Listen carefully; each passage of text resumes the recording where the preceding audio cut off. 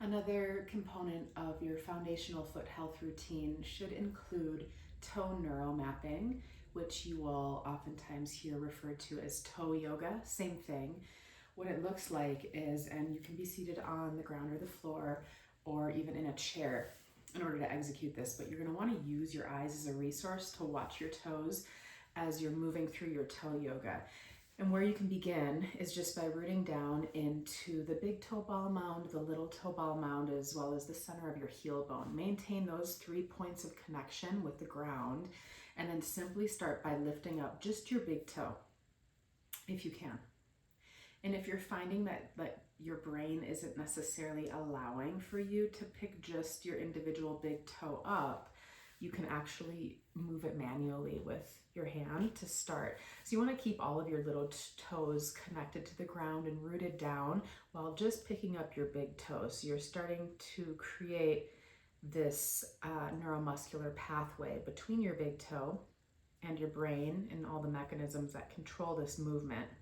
So you'll start just with the big toe, and then moving on, keep your big toe rooted down, and then you're just going to do your best to lift up all 4 of your little toes.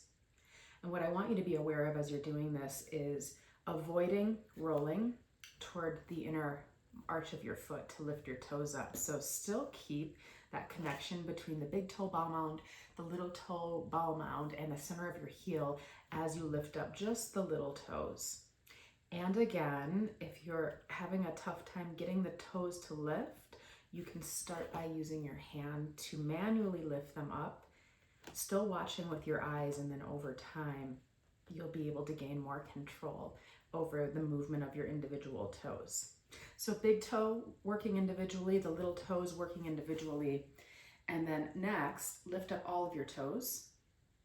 And then just like a piano, you can start to lower them down. Start with the big toe, and then imagine that you could lower each individual toe on its own.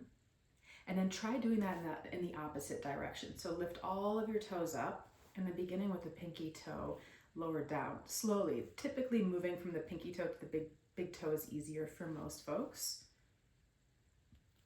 But you can continue to build not only this neural pathway, but just the strength and resilience in your individual toes as you continue to work on this on a regular basis. Switch to your second foot, and my recommendation would be to use this exercise as frequently as possible, whether or not it's every day or a couple times a week. You can spend just a couple minutes working on your toe mobility to create stronger health and resilience in your feet.